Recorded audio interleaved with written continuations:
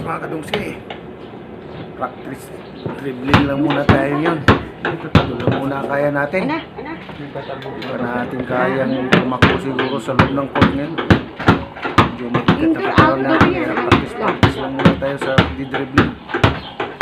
Paano nandiyan pa rin yung skill natin sa pag-dribble. Pero minsan may nakakawala din yung bola sa kamay natin. Kaya kailangan talaga ensayo.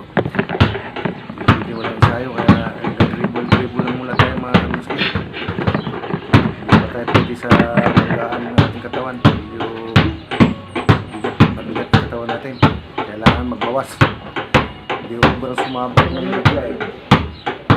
Kaya dribble lang muna. Dribbling. Nakakapagod din kaya. Tagal lang hindi tayo nakahawak ng bola eh. Tagal lang hindi tayo nakatakbo sa loob ng basketball court. Kaya ito lang muna ang una natin gagawin. Kung paano i-handle yung bola. Kung baka mamaya makalimutan na natin paano i-dribble ang bola. Makakawala na sa kamay natin. Dito lang muna tayo sa loob ng bahay.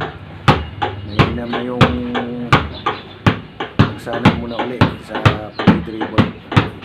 Kaya sa lahat ang mga kaibigan ko, pasensya nyo na itong video ko, nag-i-ensayo lang ulit kasi parang matuloy yung baliklaro namin. Meron kasi kaming baliklaro kaya kailangan natin mag-practice. Pagod kaya. Muli, salamat sa inyo, sa inyong lahat na nanonood dito sa video. Salamat!